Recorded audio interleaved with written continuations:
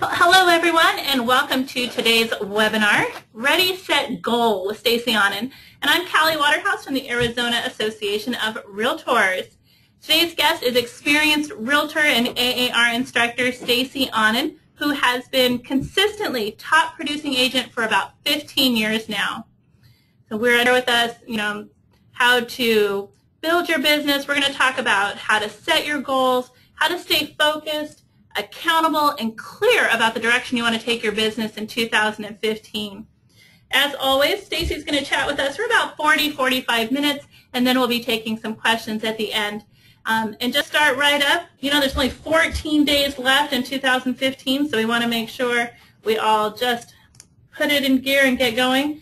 So we're going to turn it over to Stacey Onnen, and Stacey, thank you so much for joining us today. You are welcome, and good afternoon, everybody. I am really happy to know that you guys all took about an hour out of your business to work on goals. A couple things I want everyone to do. If you already have a business plan for next year, absolute kudos to you. If you don't, you really need to raise your right hand and promise me that next year in December you will already have your goals.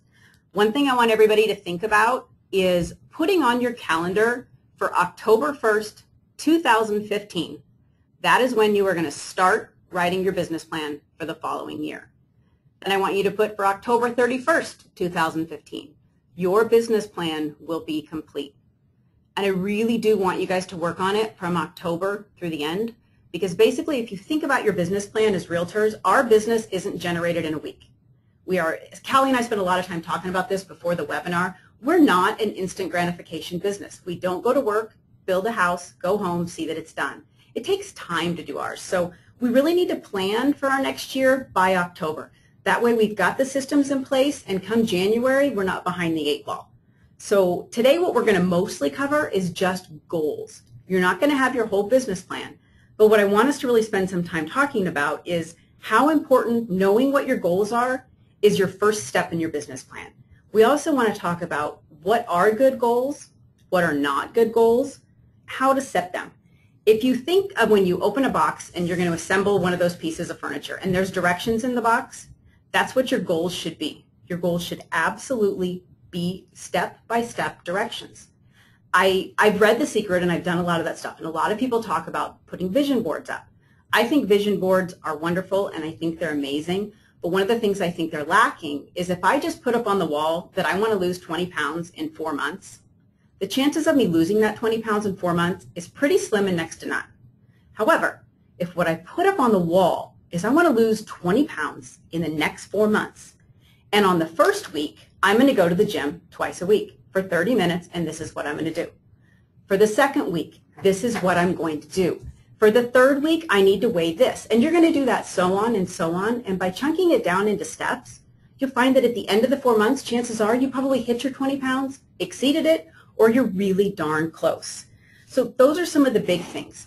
That's how you get there. And as self-employed people, one of the big things we're going to work on today is accountability. If you don't have an accountability partner, please find one. When you think of an accountability partner, please don't think of your best friend.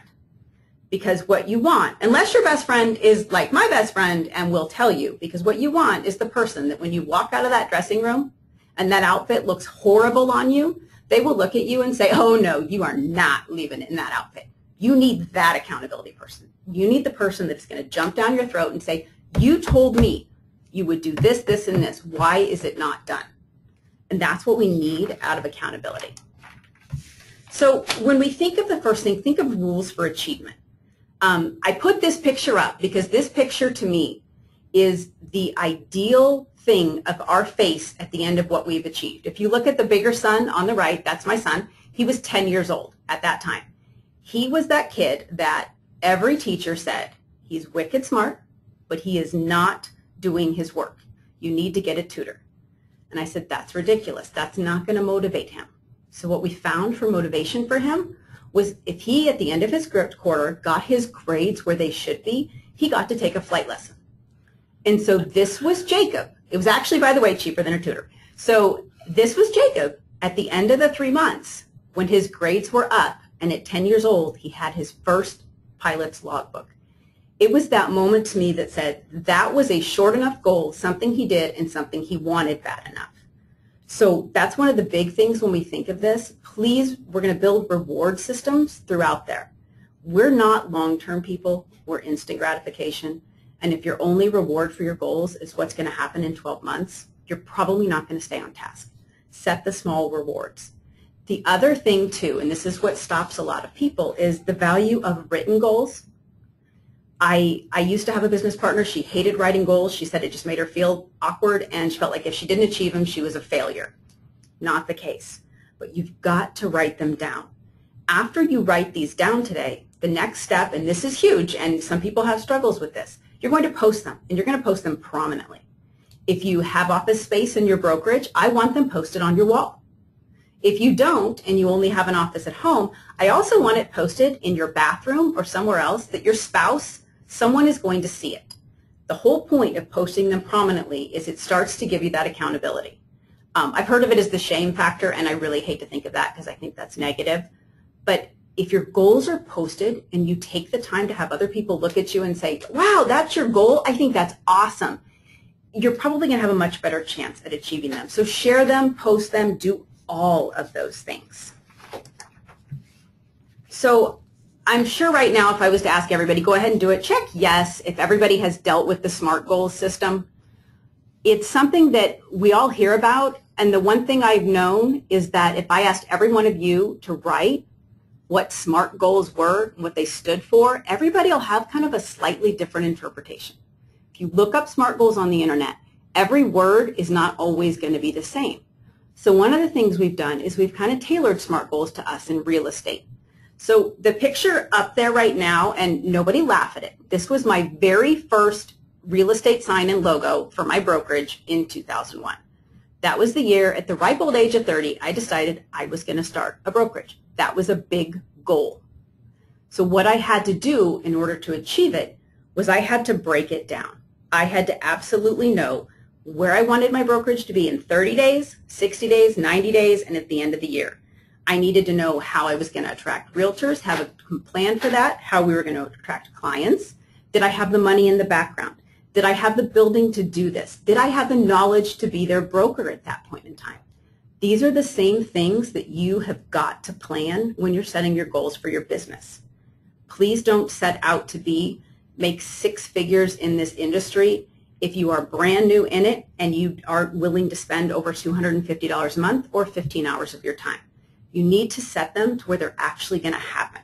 And so that's where I say really, really, really lay it out and have it in front of you.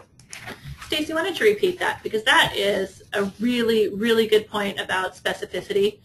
And just if you can repeat it one more time. It is, and that's what, nice, because that's our next slide, is how specific. Guys, in my opinion, and sometimes I'm a little anal about this, but in my opinion, she's laughing at me, you cannot have them specific enough.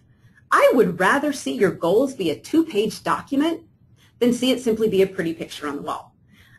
I mean really specific. So if you're going to tell me that I want to have 50 listings this year, what I need to know from you is how many hours are you willing to work for those 50 listings? How many hours are you not willing to work? Because I'm also not a believer. I'm not saying work 40, 50, 60 hours a week. There is a place in this industry for everyone. The 10-hour-a-week realtor up to the 80-hour-a-week realtor. It just depends on where you want to be, and set your goals according to that. Then figure out what you can afford to put towards your goals. Is it time? Is it money? And remember, time is money. So get very, very specific on writing it out. So there's quality versus quantity, which to me is a big thing when it comes into specifics. The quality of your goal is huge. We're going to talk about it a little more later, but the big things we don't want to hear when you're goal setting is I don't want to hear anybody say, I want to be the top producer in my office. I don't want anybody to say that I'm going to sell more homes than anyone else. I'm going to do more than anyone else, because there's nothing to that. That's not specific. You can't start at the beginning of the year or the beginning of the month and know what a top sales agent needs to be for that month. The other thing that I don't necessarily like about that is your goals are about you. Your success is about you. It really doesn't technically have anything to do with what the other people in your office are doing. So really get specific for what's going to work for you. What I also want you to think of is, what does that goal look like? Are you looking to make X amount of dollars in this business in commissions? What I want you to think about with that is, are we now talking gross or are we talking net? Get really specific on that. The reason I say that is I did that one year. I had a goal. I wanted to make a certain amount of money in real estate. I set out my plan. Humorously, I made it in gross commission, not net. So I kind of laughed. It was on the right path, but I didn't quite get there.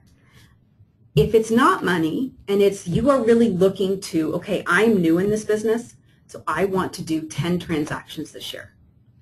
Okay, that's a good place to start. What are those 10 transactions going to look like? Are they going to be 5 listings and 5 buyers? Are they going to be 7 and 3? Exactly how do you want that to look? Then the one thing I'm going to challenge you to do is, when you're getting them that specific, break it down again. Now I want to know what my goal is for this month. Shorter than that, I'm a person, what's my goal for this week?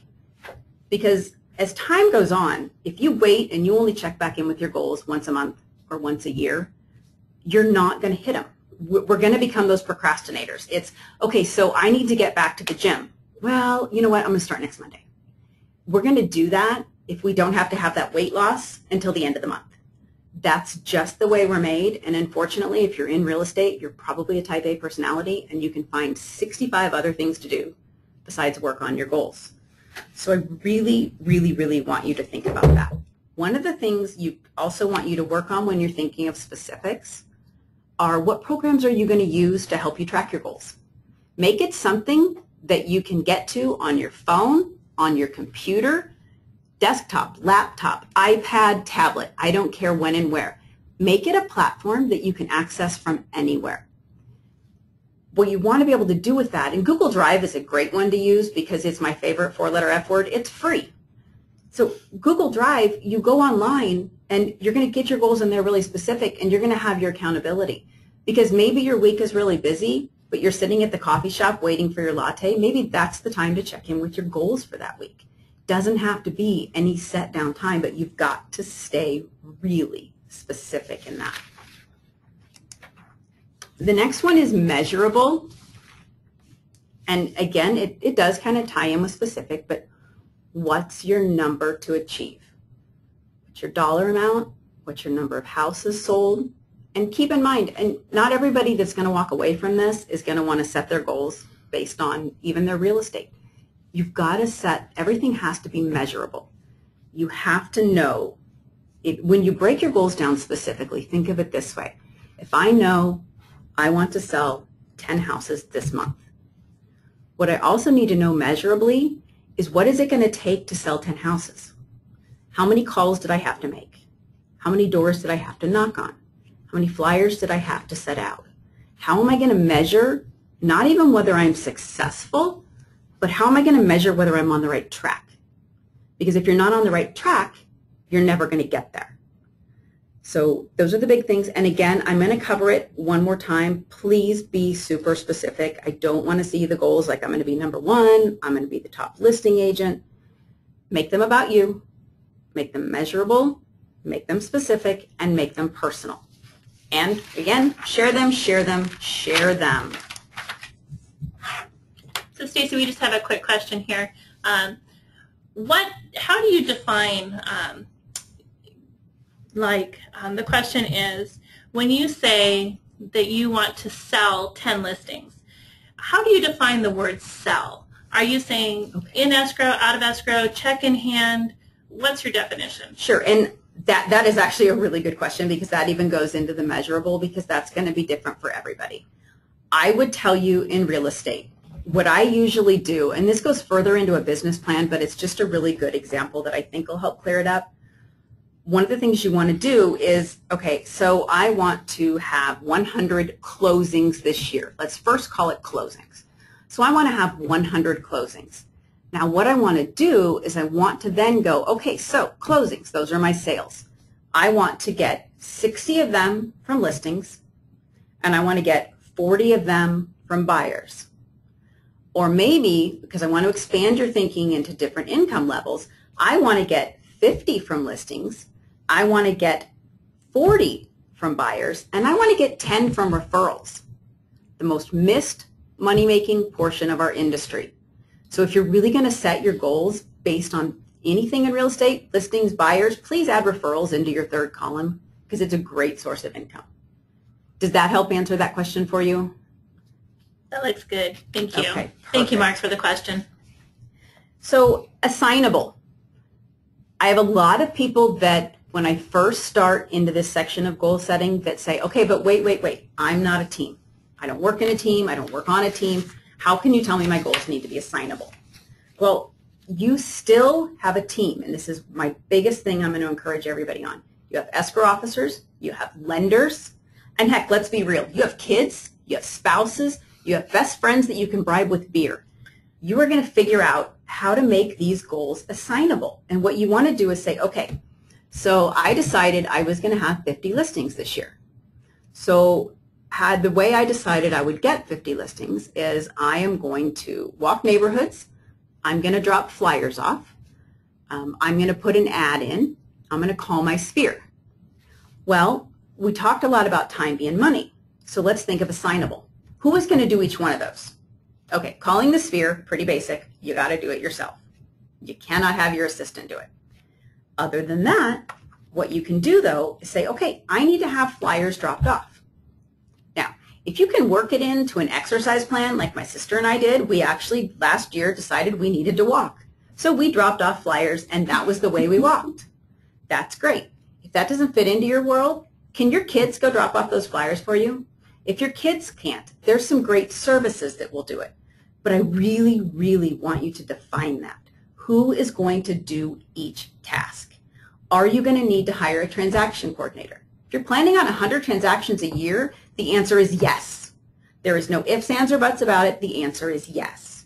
If you're only going to do 20, you probably don't need a transaction coordinator unless your office supplies one, then please use it. But you really want to know, okay, so I'm going to do the transaction coordinating. How much time out of my day is that going to take me? Do I need to hire an assistant to do some of this? I still remember when I had my brokerage and we were in it for only about a year or two, and I was still the owner, I sold, and believe it or not, I cleaned the office every week. And I did it at like really odd hours, like 4:30 in the morning. And I finally had one of my agents, she was a newer agent, she came to me and she said, what are you doing? She said, I don't understand you. She said, do you not understand what you are worth per hour? Pay somebody to clean the building. Use the time you were going to do it to sell real estate. You will more than pay for the person to clean the building. And that was a moment for me. It was a slap in the face reality moment. I need to change a lot of that in my life. Still to this day, I have a lady come every 2 weeks and she cleans a portion of my house because you know what? I can spend my time doing other things, especially in real estate. If I don't have that much free time, I don't want to spend it cleaning my house. I know who's going to do each task. And that's something I really, really, really want you to think about, and don't have any task unassigned. I don't care if 80% of them are assigned to you. Know who, but even more, know how. If you are expecting your escrow officer to be the person printing your flyers, know how they're going to get the information. Talk to them in advance about timeframes for each one of these. Give everybody expectations on your goals. It'll just help you to set them. And this is my best one and mine and Callie's favorite slide. Your goals need to be realistic. Absolutely realistic. And, you know, I'm famous for that. Brittany and I were just filming a promo before this. And I told Brittany, I said, hey, tell the camera guy I don't want to look like this when he's done. I want to give him a picture of somebody else, and he needs to make me really pretty. So they need to be realistic. You are what you are who you are, and you have the amount of time and skills that you have. If you are brand new in the business, unless you come with some amazing skills behind you, don't plan on being the #1 person in your office that year. Chances are you're not going to make it. If you are willing to put 15 hours into real estate because maybe you have another job, or maybe right now your job is your kids, and you do real estate part-time so you have vacation money, that's perfect. So if you're going to do 15 hours a week, you need to set the goals for an income level or a sales level that will be adjusted to your 15 hours a week. If you're willing to put in 40, then get your goals realistically for that. The other thing with realistic that I want you to think about is two things. We've talked about don't overshoot, but please also don't undershoot. It's great to reach your goals, but if you always reach every one of your goals, you're not pushing yourself. You're not going as high as you can go. Callie and I were having a long conversation about this, failing forward, fail forward. Years ago, I was a little bit of a perfectionist, and when I would do something in real estate, if that portion of it didn't work, I felt like a failure. I felt horrible. And my OP at the time, Mickey, she said, no, you're failing forward.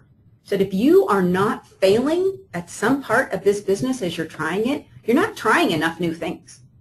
You need to try. And at the time, I had probably applied for 15 different REO companies and hadn't gotten any. And she's like, that's okay. Keep trying, keep trying, keep trying. Sure enough, I got them. It's failing forward. But really, truly don't undershoot and don't overshoot. Try to be as realistic as you can. The other thing, too, with realistic is we all have areas in real estate that we're good at. We have areas in real estate that we might not be that good at. So think of realistic even under your assignable tasks or back under some of your other portions of the goals. What I want you to think about is when I'm figuring I want to make 50 sales this year, and I know that I need to get 25 listings out of that, and I've put on my tasks that I'm going to walk neighborhoods and I'm going to knock on doors. Now, we're salespeople. We should be able to do this. However, that is a super uncomfortable thing for most people. Some people, if they break through that uncomfort and they will do it and they will excel at it. Other people, that is always going to be working below their comfort line. And it is something they are going to dread, they are going to put off, and quite possibly never do. That's another form of realistic. It is absolutely okay to say, I know that if I door knocked, I could probably get 10 more listings, but I'm not going to want to do it. I'm not going to follow through, and I'm going to hate it. So how about if I just throw that all aside, get realistic now, and say, you know what, I'm not a door knocker. I need to find another way. And that's completely okay. That's every single portion of your business. If one of the things that I love for people to do is either take the DISC or the AVA. The AVA, they're both personality tests. They're both going to tell you a lot about how you work. And what I loved when I took the AVA was a personality test you can find online. And when I took it, it actually told me what portions of my world I could work in at a high level. I could do all day long. I would never get exhausted. And then there's a certain line in there that says any of these things below this are going to be a struggle for you. And you might be able to maintain for 15 minutes or an hour, but you are not going to be able to do that all day long. And that was great information because the more I learned that about myself, the more I was able to say, you know what, it's true. I am not going to do that portion of the business. I'm not a cold caller. Now, I might knock on doors, but I'm not a cold phone caller. I won't do it. So I do not at any point in time ever put that in my goals because it absolutely won't work. Let's go to time-based. Time-based is going to be your incremental, and you really want the checkpoints for accountability. And I know what you guys are probably thinking right now is, okay, a lot of these just seem to flow over into the other. You're absolutely right. Every one of them does. You've got to have time-based.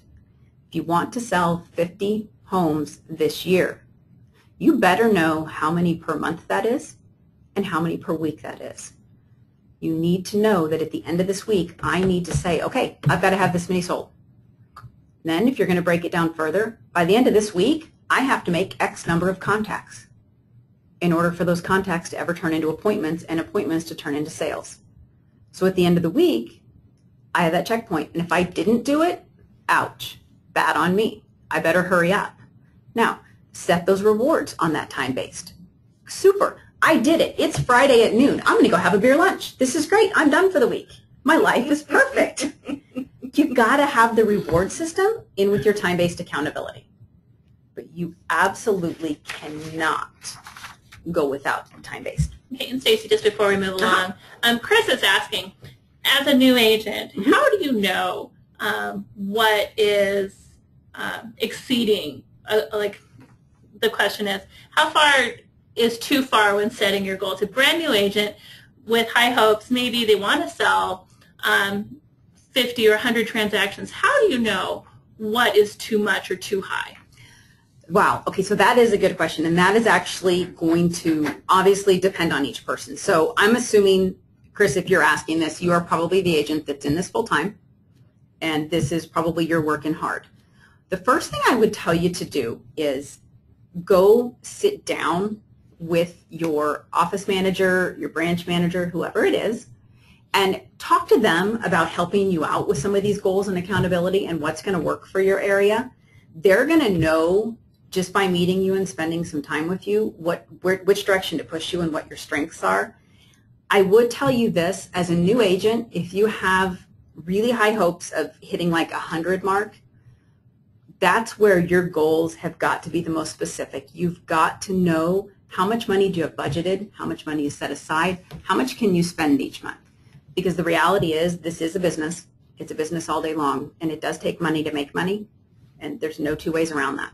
So that would be my first thing. The other thing you may want to consider is, do I either want to join a team or do I want to create a team? One way people, there's some good rumors and bad rumors about teams. And here's the way I look at it. Let's say you're brand new and you want to learn the industry and you're not quite sure how you're going to get the leads because maybe you're new in that town. Maybe joining one of the teams that has 6 to 8 agents in it is a great idea. Sure, the team you might get 50% of your buyer sales, but if that 50% is them doing all of the advertising, getting the leads in, scrubbing the leads, basically handing you buyers ready to go show appointments to, maybe that's the way for you to go, because now they had that expenditure up front, not you. They have that risk out there. They're going to be the ones putting the money out, because your first couple years in this industry can be tough to have enough revenue to handle your expenses. So in some of those cases, if you have big aspirations, join a team. And don't get caught up in I'm only going to get 50% of the commission. Think of it as the bigger picture. What do I get for that? What are they supplying me? Do they have training? I can't say enough that if you're going to meet those goals, you've got to know the business cold, because the more you know it, the more confident you're going to be and the more successful in that. So really, I think the first step is to get with your team leader and then figure out which path you're going to do, whether it's joining a team, creating a team, or selling by yourself. Great, thank you. Perfect. So this is our failing forward slide, guys. This is our reevaluate along the way. When I did a group, and it was a mentoring group, and we called ourselves the Southies, and we were competing against the other mentoring groups in our office. And we really got specific on our goals and then on our business planning. And we had to reevaluate every single week. We absolutely had to sit down and say, this is what I did this week. This is how many of these I did. This was my success rate on it. Then we had to evaluate, okay, so that's what I did. Did it work? If it didn't work, that's completely okay. You're not going to succeed at every step of your goal. So when you notice something's just not working, make a couple decisions. Do I want to completely cut it out? What if 2 of the 3 things I decided to do to get listings were working? Have I failed? Absolutely not.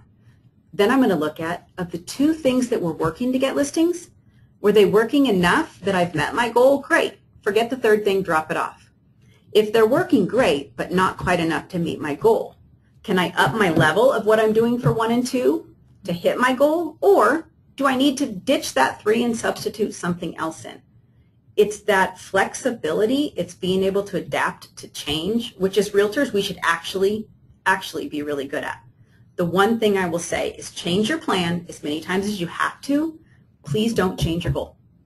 Even if you are not meeting it and you are not near it, do not lower the goal. Don't change it. Lowering the goal will have that complete mess with your psyche. It will feel like a true failure. And so I would rather, I know that if I set a lofty goal, I know I'm not going to hit it every year. And I don't consider that bad, because I know that I set it high enough that I am really happy with where I am. And one of the things Callie was talking about before that I loved too was Set your good, your better, and your best was what she was telling me. And I loved that approach because let's say that my best, as she put it, was 100 houses. 50 was my better, and 25 is my good. Super. I hit 25 houses. I'm good with my goals. I am going to go and I'm going to buy myself a new pair of heels. Super. That's what I knew was going to happen. Now, I'm better. Awesome. I am now up to 50 houses. So now I'm going to go take a 3-day weekend because that's my better.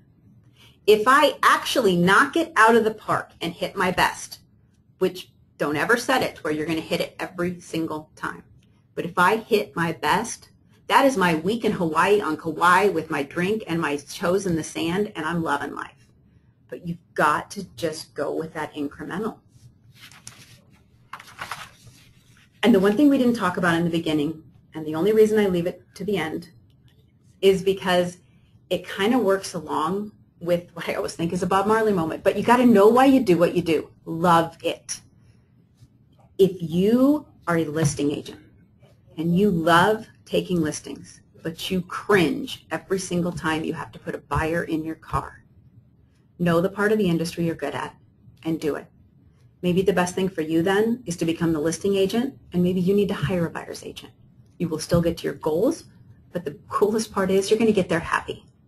This industry burns out so many realtors along the way because this is a really hard industry if you set goals to restrain yourself and hold yourself back. Trust me, I know I have had 2 bad phases of burnout in this industry, and it's because I didn't know how to limit myself. I knew that the more hours I worked, the more money I could make, so I just kept working. So I absolutely need to know why you do what you do. If I'm working this hard so that I can have 2 weeks of vacation at the end of the year, or I can spend afternoons with my kids, cut my business off when that happens, and don't ever lose focus of why you do what you do. So from there, what I really want to do is answer any questions that you guys have, any ways that we can help you to set your goals or get the plan clearer in your head. Okay. Looks like we have just a couple of questions. Be sure to write your question in the question box, and Stacey will talk to you about them. We'll get some answers. And, you know, if you have some ideas that you would like us to share as well, or maybe a goal-setting app or a productivity app that you have just had great success with, feel free to share them. So, Stacey, we had this question at the very beginning, and we talked about it a little bit. There is a gentleman on the line who does not want us to use his name. Sure. He's been in the business for 2 years. Okay. And he does 80-20, so 80% listings, 20% buyers. And he is looking to double his business in 2015. Okay. He's asking for one thing that you would suggest that he do to build his business in 2015. And he's already been, you know, kind of recommended that he hire an executive assistant, that he market his listings better to get more buyers, or something else. So if somebody were looking for the one thing to double your business, and it's kind of putting you on the spot. So I'm okay with that. And it's one of those moments where it's not the most popular answer. It's get an accountability partner / coach. Because we, in real estate, again, guys, we're type A. We are the A and the Z. And sometimes B through Y, we can completely forget about. So we just see the big picture. And I think the biggest way to get you to double that business is get an accountability partner that is honest with you. Then you're going to sit down with them, just because I can expand and Kelly can't beat me, then you're going to sit down with them and you're going to figure out when you got to the 80-20, when you got to where you were, what were you doing that got you those listings? And then you're going to ramp that up. You're not necessarily going to have to try a whole bunch of new stuff. You're going to take what works and you're going to do it. But you're going to do it with accountability. And you are absolutely going to have someone kicking you in the butt the whole way through this process. Absolutely. That's great. Eileen, my apologies. We are going to try and get some templates together and see what we can do to help, you know, with a little bit more of concrete. And then Wendy wants to know, what type of social media do you use and how? Wow. Oh, poor Callie. I am not a social media guru, guys. It's not my forte, So here's the deal. I have a business partner that is. She is on Facebook all the time, and she is on Twitter all the time. And yes, she gets a lot of business from her Facebook. Now, I'm going to tell you, I do go on Facebook, and I do absolutely get business from Facebook. But if you go on my page, you will see how rarely, if ever, I actually speak of my real estate business, with the exception of what I'm going to teach. And I usually don't take any of it too seriously. The times that I'll get into real estate are the simple things. When we're congratulating the couple for buying their home and getting their keys and tagging them in the post with their permission. And that way it gets on their page and their friends see it. It's that quiet way. But I'm not a huge believer in using Facebook or Twitter or anything to just pound out your listings. They're going to stop looking at you. They're going to be the people that unfollow you. So for me, Facebook is the one I use. But again, I don't use it as well as other people do, because for me, I get my business in other ways, and I just needed to work in my best area. But it sounds to me, and please correct me if I'm wrong, that you are actually using social media, Facebook in particular, to grow your relationships. That's how I use it. You're absolutely correct. So basically, that's the whole premise of social media, is making connections one-on-one. It's not the punch in your face, pounding, your listings and your business. Right. It's letting people know, hey, I'm a person, I have a life, and oh, by the way, I happen to sell real estate. Absolutely. And Callie hit it like perfectly on the head. And the other thing is, as realtors, we struggle with our clients respecting the fact that, I don't know, we're people, and we might want a weekend, or we might have something fun to do. Or a family. Or a family. There's a concept. So it's okay to put on social media that, hey, I'm at the lake this weekend. This is awesome. It reminds them, oh yeah, I had her all week. She gets to have a weekend. They get to also see that you're fun, you're real. You're going to find different ways. One of the things we teach in all the classes is connecting with your clients on a personal level while you're showing them homes enough to learn what makes them tick. And if you're connecting with them on social media, you're going to see that they're a dog lover. And if you love dogs, you just got something to talk about in the car. So you can really use it for that as well. That's great. And then at the very beginning, you talked about spending an entire month developing your plan and a goal. Is there any way to make that a little shorter, or do you really suggest, and how much of that, yes much of that month? Yes and no, because this is the way I want you to think about it.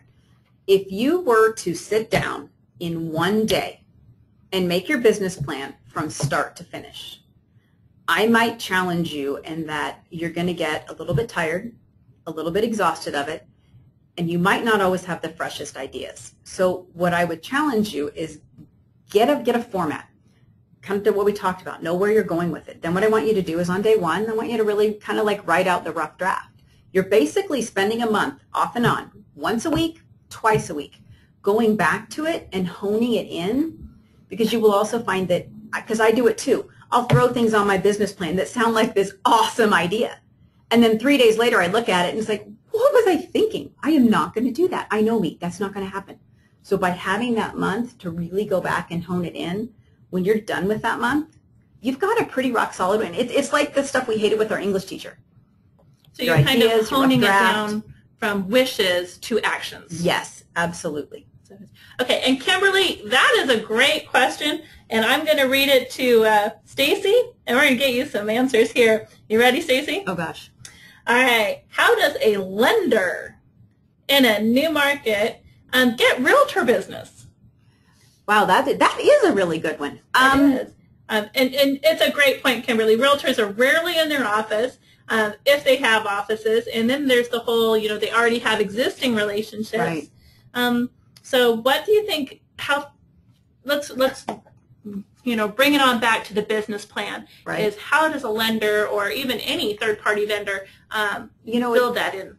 For me, when I think of it, because you're right, once you have a relationship with a lender, it does get hard to get realtors to change that relationship. Mm-hmm. And that's a good thing, because then once they build one with you, they'll stick with you. One of the things that I value in my lenders is I don't want them to bring me pens. I don't want them to buy me lunch. I don't want any of that. I have a lender that I can call and say, okay, help me understand FHA more. Help me understand VA more. When you become the lender that is their information source, the one that they're going to, you have to really start letting them know that, hey, I have information. I have facts I want to share with you. Letting us know, too, what your actual plan is for helping our buyers out through that process and keeping us updated. The biggest glitches for realtors, the things I think we hate the most, and any of the realtors can type in if I'm wrong, is we hate closings that don't happen on time, but more importantly, the reason we got to the closing that didn't happen on time, why didn't you tell me before 3 days prior? So if you can really let everyone know that you're their source of information, that you will keep them up to date, and this is my system for doing that. When I find a lender that emails me every single Friday like they said they would, golden in the door. I've got one lender that does a loan matrix for me. That was golden. When my sister was brand new, that was a big thing for her, was the lenders that took the time to go have coffee with her as a brand new realtor and let her pick their brain on a loan process. Those are the lenders that she felt more inclined to stay with. So get with some of the newer agents. Go in the offices, ask them who the new realtors are, and offer to just let them pick your brain, because they don't know what they don't know and they're nervous. Okay. So it kind of sounds like it would be advantageous for Kimberly to like really build those relationships. Yes. And start one-on-one. I think also being where realtors are. Yes. You know, the networking events, Absolutely. the affiliate opportunities. Mm-hmm. It's not, Bill Risser from Chicago Title will tell you that he worked 10 years to get the business of one agent, and that was through friendship. Yeah. Top producing agent, and the agent had a great relationship with a different title company, and it took 10 years. But it was because of the friendship and the relationships built. And I think with the business building that you were talking about, it really does come down to that. It does. It's kind of the same thing for lenders with realtors as realtors with their clients. We want to have some of that personal, because when things get a little bit personal, then we're loyal. And maybe going to offices and asking if you can bring some valuable information to their office meetings. Not pushing your services, telling us how awesome you are, bringing valuable information that they'll learn from. And how about, Stacey, if you could just give us maybe like 3 tips, kind of a wrap-up of what you shared with us, practical things that an agent should be doing, just to kick off. You know, we're here at the end of December. Sure. You know, January is 14 days away. What can they do in the next 2 weeks if they haven't done anything all year? So if you haven't done anything all year, the first thing you need to do in the next 2 weeks is you need to track exactly what happened last year. We, as realtors, are horrible at keeping our tax records. We're horrible at keeping everything. You have got to start tracking your business. So what I need you to do is go into MLS, pull everything you did last year to figure out where you're starting from, what your strengths and weaknesses were from there. Then you're going to look at that. You're going to figure out where you were. You're going to set your goal for next year, and you're going to set a lofty goal. Once you set it, you're going to figure out how to get there. The how-to is just as important as the where you want to be. So figure out where you were, where you think you want to go, and how are you going to get there. I think it's really important, and I'd like you to kind of repeat it, that the importance of doing what you like and not doing Absolutely. what you have to. In this industry, there are portions of it that you just won't like. I do not like working with sellers. It's not my strong point. I struggle with calling them every week and saying, hey, your house is still overpriced. We should probably reduce it. Or, you know, hey, I don't have anything to report to you. Now, if you get me with a buyer, I can do it. I can do it all day long. I'm that girl. Put me in a car. Let me communicate with them. Let me get on to them. So when Holly and I created our team a long time ago, I brought Holly on as a listing agent, and I stuck with buyers. And that was that I wanted to work in where I loved, because I'm twice as productive and I'm happy. And if you're not happy, your clients know it, whether you think so or not. And also, too, if you want to be in this industry for 10, 20, 30 years, you've got to figure out what part of it you love. And you know what? You may love being a transaction coordinator. That's perfectly awesome. But do where your happy zone is, because then you'll stay in it longer. Absolutely. Well, thank you very much, Stacey. Just want to remind everybody that we have some classes coming up through 2015, and our GRI calendar is now available. Stacey is one of our awesome GRI instructors. And so, Stacey, if you want to say something about GRI. You know, I'm a firm believer in GRI. GRI got a facelift in the last couple years, and I mean an amazing facelift. Facelift? Wow. Facelift. We actually created entirely new classes. They have gone back and revamped them. So even if you have your GRI, take them again. Absolutely take them again. The first step, I know a couple of you were asking for forms. Go back and take your GRI 100. Absolutely do it, because that's going to help you through that business plan. That's going to be your start there. But you've got market essentials in there. You've got transaction technology. They've got some great stuff in GRI, and it is all brand new. Definitely. And it's all about building your business. It is. They really worked so hard to make it real world. And every one of your GRI instructors practices in this business. So you have people in front of you that do it, and they're going to make sure that you can do it. Very good. So the website for that is azgri.com.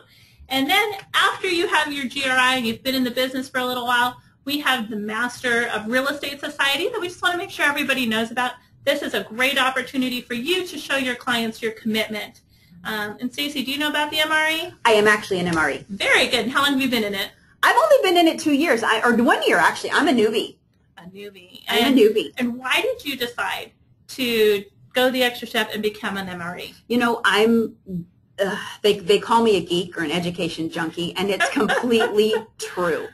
I believe in this business that if you are finding the quality classes, you can never take too many, because we don't know what we don't know, and the only way we're going to learn is by sitting in a room with another person who's going to tell me how they messed up. And so I was taking so many education classes that finally Brittany came to me and she's like, hey, here's this. And it was great. I mean, we get a free MRE class once a year, I think it is. Yes, you do. Totally worth it. You're going to take the classes anyway. Oh, great. Well, thank you. And everyone, thank you so much for joining us today. Just a reminder that all of our webinars are available online. Stacey's webinar today will be posted in about a week. And the link is right there. Thank you so much, Stacey. Thank you so much for joining us today. Thank you guys for having me. And we'll be having a couple of really super-duper cool, awesome webinars in January. So be sure to like our Facebook page. It's facebook.com/azrealtors, and stay up to date. If you have any questions, feel free to send me an email, and I'll pass it along to Stacey. And we hope you have a great and wonderful holiday week. Thank you again. Bye-bye.